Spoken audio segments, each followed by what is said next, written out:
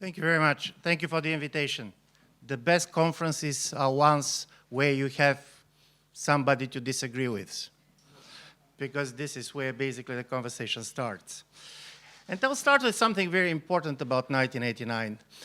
There is a famous Bulgarian fiction writer, Georgi Gospodinov, who is now working on a novel.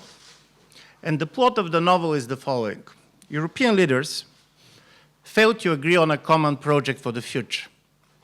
But because they read the opinion polls and they see that 67% of the Europeans believe that the life was better before, they decide that they should agree in which year they want to come back together.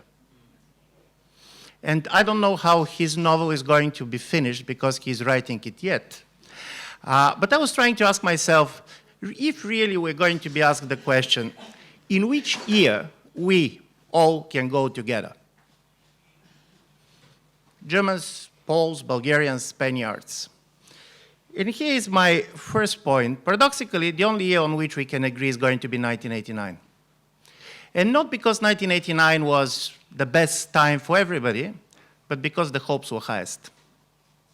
And from this point of view, I do believe that when you go back to history, one of the things that you value most is hopes. And this is why when we have been working with Stephen Holmes, we were trying to see basically this history of hopes, and I'm going to make in this presentation 2 points. One is exactly try to see what are some of the sources of the resentment towards basically imitating the West that came after 1989. But the second one, which probably is going to be more controversial for this audience, I'm also going to say why I don't believe that the Eastern Europe is going to become the model for the West. Something that basically Prime Minister Orban claimed 2 years ago. So let's start with 1989-1990. At this moment, the Vice President of the United States was somebody called Dan Quayle. Dan Quayle was not famous for being part of the intellectual conferences, but he coined a famous phrase. He said, "The future will be better tomorrow." And in a certain way, he turned to be right. The future was better yesterday. And it was better yesterday because in 1989, 1990, there was a kind of a general feeling that we know where the world is going. This is now a commonplace for people to ridicule Frank Fukuyama and the idea of the end of history. But if you go carefully read his 1989 article, by the way, the end of history was with a quotation mark, there's 3 things that you should keep in mind. It was written in the April of 1989. There was no Polish elections, the Berlin Wall was there, and 90% of the American top experts on the Soviet Union were sure that the Soviet Union is going to survive. So what he was talking about was exactly, and this point was done, a major ideological change in which not that the West defeated the East, but the communist leadership themselves lost any faith in their own understanding of the world. You have the Chinese Communist Party, you have the Soviet Communist Party, for very different ways. They themselves send the message that they don't believe that communism has a future. And this was quite an important message, because if you go back to the end, to the Cold War was a clash of 2 universalist visions, both of them rooted in the European Enlightenment, and every of the fighting camps was insisting that future belongs to it. Also, what was interesting, basically, in the Fukuyama case was why East European ex-communist leaders were so easily subscribing to the idea of the end of history. And here there was kind of, in a certain way, 1989, get a paradoxical gift from Marxism. Because Marxism was very much a teleological story, and they believed that there is a final destination of human history. So for many people back then, it was easier to agree that liberal capitalism was the final destination than to believe that there was no final destination.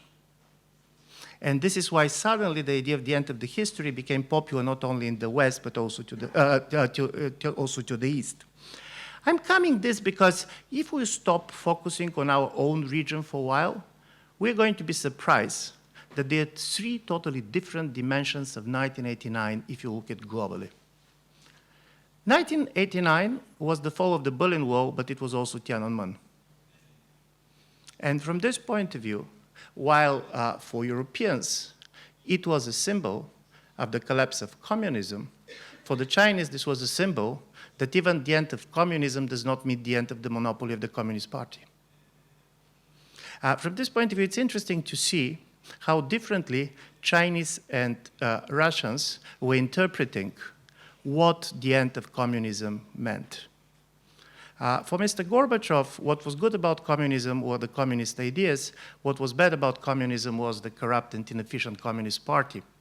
From the Chinese, what they liked about communism was the Communist Party. What they didn't like was what it was used for.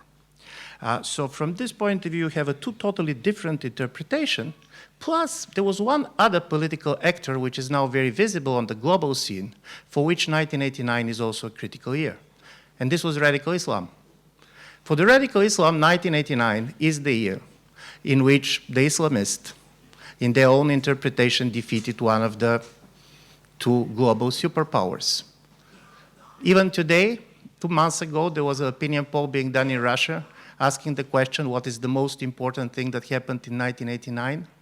And 53% of the Russian citizens said the withdrawal of the Soviet troops from Afghanistan.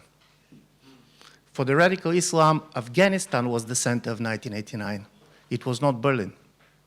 I'm saying this because it's very important, and we have this discussion, and I do believe it's quite important to agree. 1989 is never going to be the same thing for everybody.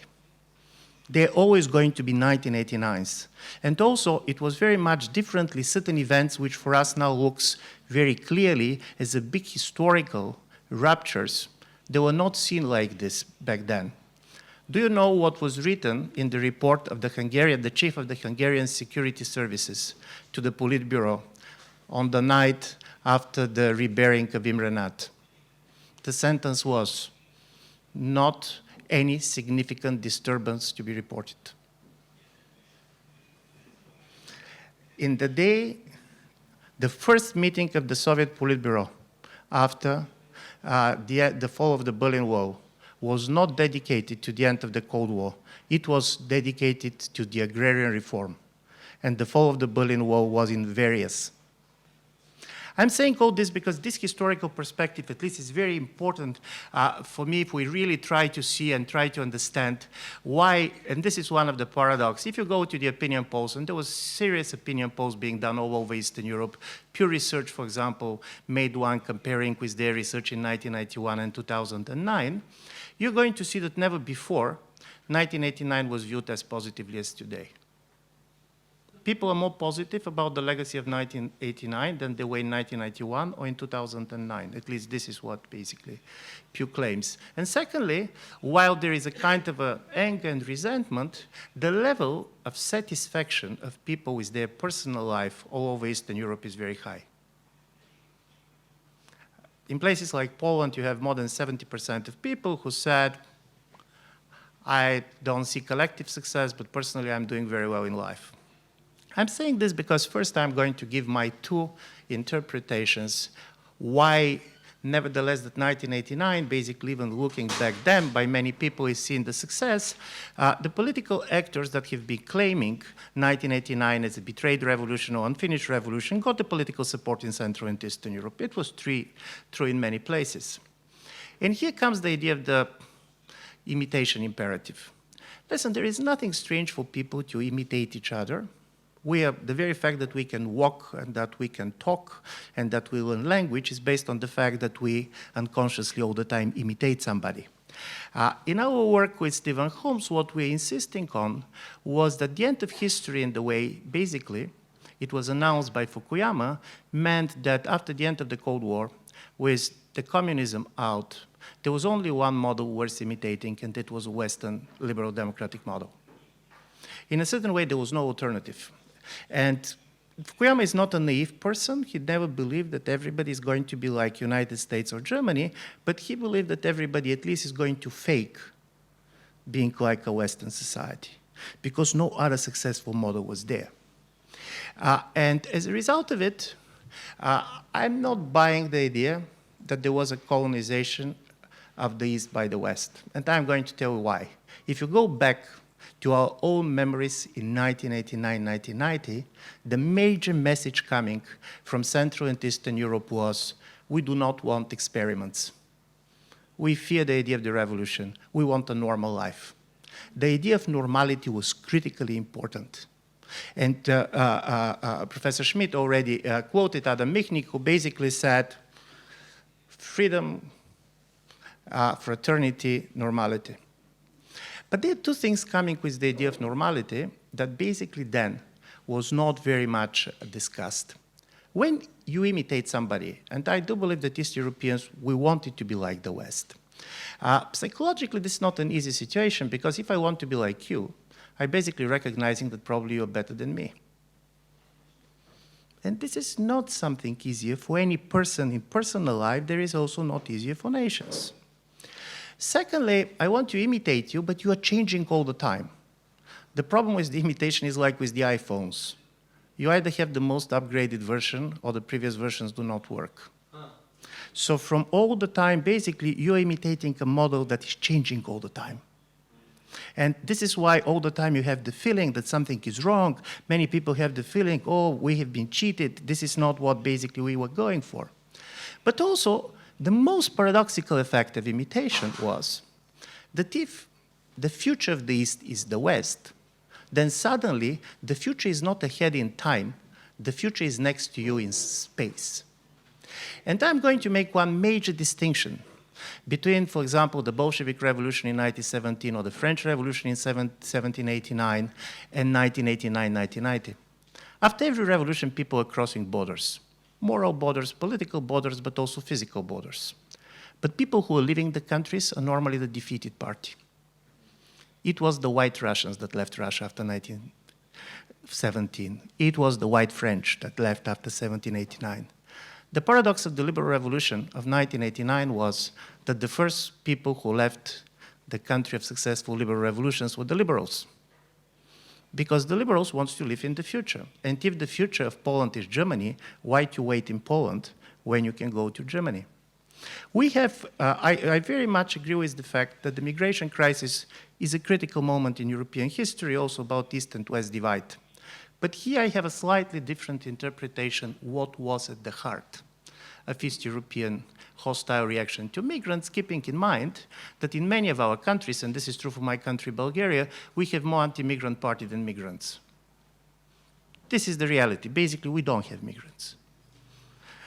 What was at the heart was not the fact of how many foreigners are coming, but how many people has left our countries for the last 30 years. This is the trauma of out-migration. And we're talking about a huge number of people that have left Central and Eastern Europe, and they have been left the region which, according to the demographers, are the fastest shrinking in demographic terms in the world. For the last 30 years, Eastern Europe has lost 18 million people. The combination of aging, low fertility rates, and huge out-migration has very much transformed our societies. To be honest, at least what I know from the Bulgarian countryside, people don't know much about world without borders, but they know what is a town without a doctor. And don't forget that for the last 3 years, 10,000 doctors has left Romania. For the period 2007-2017, 3.4 million Romanians have left Romania, a country of around 20 million, 70% of them younger than 40. This was the effect of people leaving, the out-migration, that very much produced the demographic anxiety and the demographic panic that resulted during the refugee crisis. And I find this quite important because the effect of the out-migration is huge, but also we don't know how to talk about it for a very simple reason. When you ask on the opinion poll people, what is the best thing that you benefited after 1989? To be honest, they're not going to tell you neither the freedom of movement, nor the freedom of press and so on. They're going to tell you the freedom of movement. So the open borders is the things that we like most when it comes me crossing the borders, and what you fear when it comes others crossing the borders. The best and the worst is the same thing. And as a result of it, not knowing how to speak about it, we ended up with this situation in which, if in 1990s, when our societies has a high unemployment rates and people were living in big numbers, then basically out-migration was perceived as positive. And I do believe in the last 3 or 4 years, all over the region, we basically see a totally change of perceptions. Because we realize 3 things. First, when people are living, they're not simply young people living, all the money invested in their education are living with them. Secondly, when people are living, to be honest, this is very much also changing the electoral body. One of the biggest problems for liberal parties in Eastern Europe is that their voters are not in their countries. They're outside. If you see the Romanian elections, you're going to see to what extent the high turnout of the diaspora during the Iohannis presidential elections was the one that basically determined the election results. But thirdly, and for me this is very important, being Bulgarian and coming from where I'm coming, even if you're doing well, you're successful in business, you're getting basically your life right. The very fact that you're living in a country that other people, particularly your friends, all the time talk about living, makes your success problematic. It's not the real success. And I do believe this partially explains the fact why even very successful countries like Poland, keep in mind, unlike Hungary, which during the financial crisis was really hardly hit by the crisis, so certain things are easy to explain, Poland did not have a recession since 1992.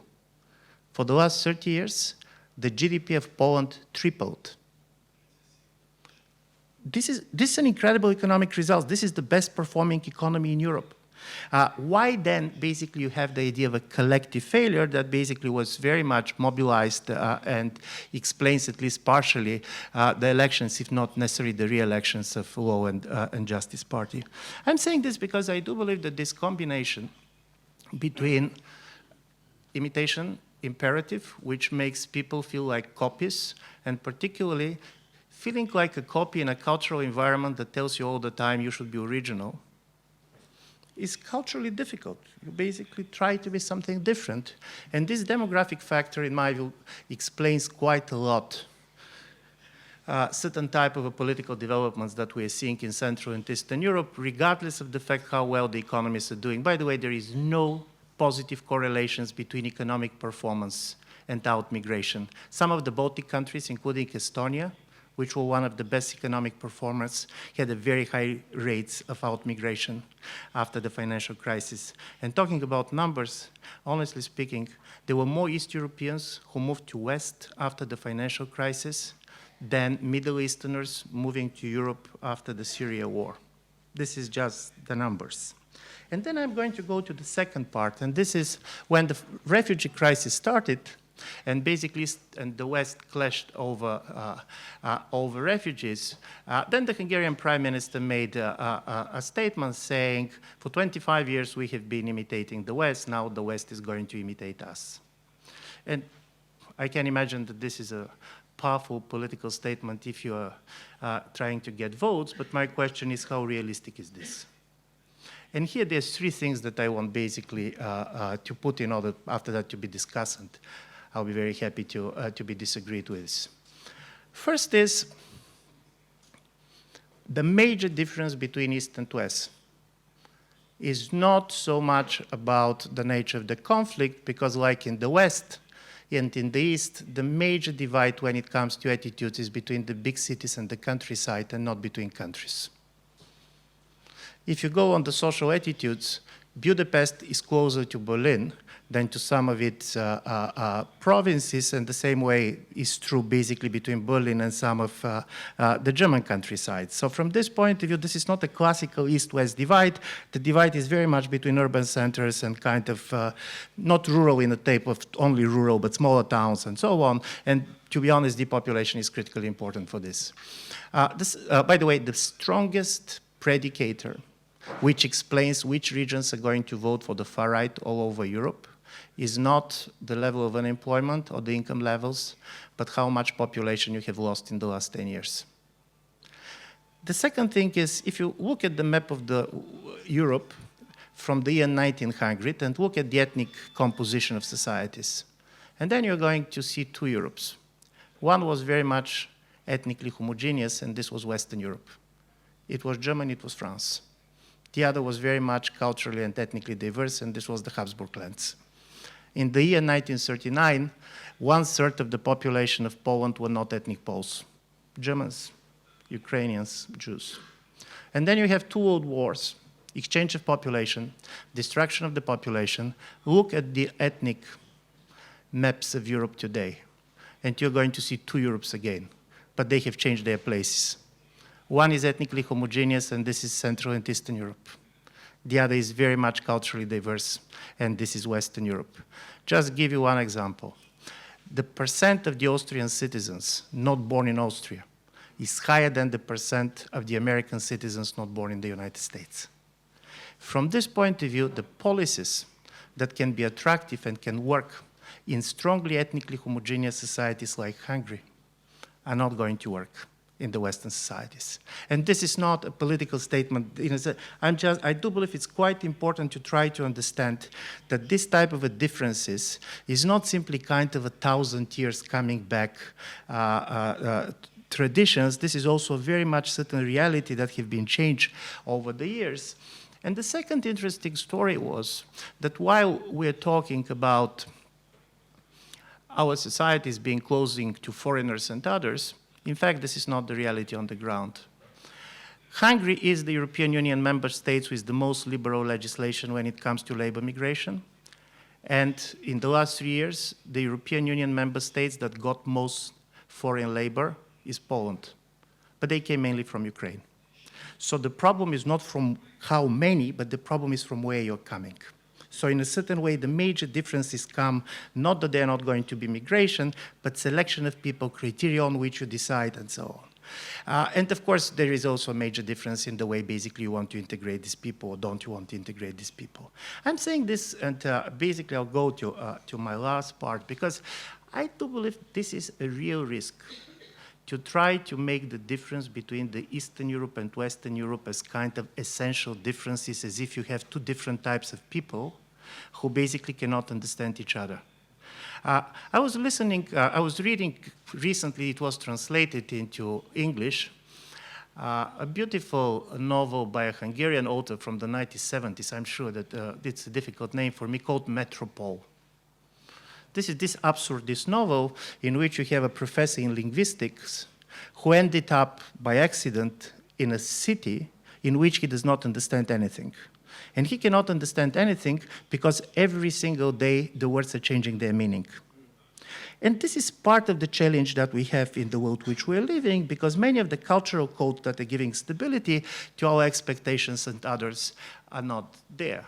So from this point of view, I do believe there are two ways to try to see about 1989. And one is to try to see 1989 not as the year that changed the East, but 1989 the year that changed the East and West at the same time.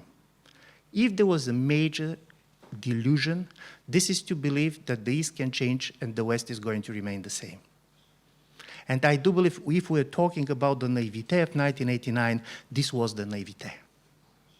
And secondly, when you're making the Western society kind of essentialist in one way and Eastern societies in a different way, we are going to be unable to understand our own societies, because most of the controversy that we're talking on the European level are within our own societies. And this is why I do believe this is quite important to try to understand what is going on. For example, there are many things that this kind of also demographic problematics we are talking about are not discussed. One of the interesting stories about Europe, and particularly Eastern Europe, is we have a missing youth. There is not enough young people. And because you do not have enough, it's a small cohort, there are not many of them. One because of the low fertility rates, the other because of the out-migration. This is one of the things that explains why you're going to see so many young people on the street, because their ballot does not have the power. The 96-80 generation was a huge cohort. Basically, there were many of them. So the moment they decided to vote, basically, they're making a difference. I'm saying all this because, in my view, this is, and this is where I'm going to end up, basically, with the Europe as an empire or not. Empires are not what they used to be, but the nation states are also not as used to be too. because we're talking about sovereignty, but sovereignty does not touch at least 3 areas anymore. We do not have national economies. And to be honest, Hungary is one of the greatest examples of this. If you see the industrial production of Hungary, it comes from several German companies mostly. When we talk about sovereignty, of course, in the world which is so much interdependent and we talk about such a small states, we want to be sovereign, but at the same time, Bulgaria is afraid to be alone against the world as a whole. So the disintegration of the European Union is not the dream of East Europeans. This is one of the interesting stories. Go on every single opinion poll, and you're going to see that all these people who are very critical to the European Union, they also basically fear that European Union can disintegrate. And this is not because of money. This is because of the fact that you don't want to be alone in this bigger world. Bulgaria cannot fight China autonomously for the simple reasons that Chinese are not going to see us.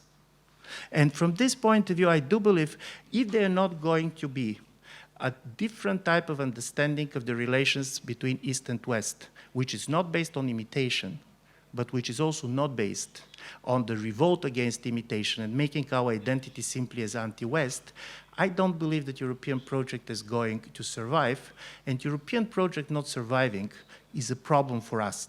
And this I'm saying as an East European. Could be wrong, but at least this is how I see it, and I'm going to end up with something. When people are going to write the history of 1989, one of the chapters that they should write is how the 1989 was celebrating in these different periods. How different the celebration was in 1999, in 2009, in 2019. So probably we're making politics but celebrating. So let's go for a kind of a post-imitational but also post-confrontational Europe. Thank you very much.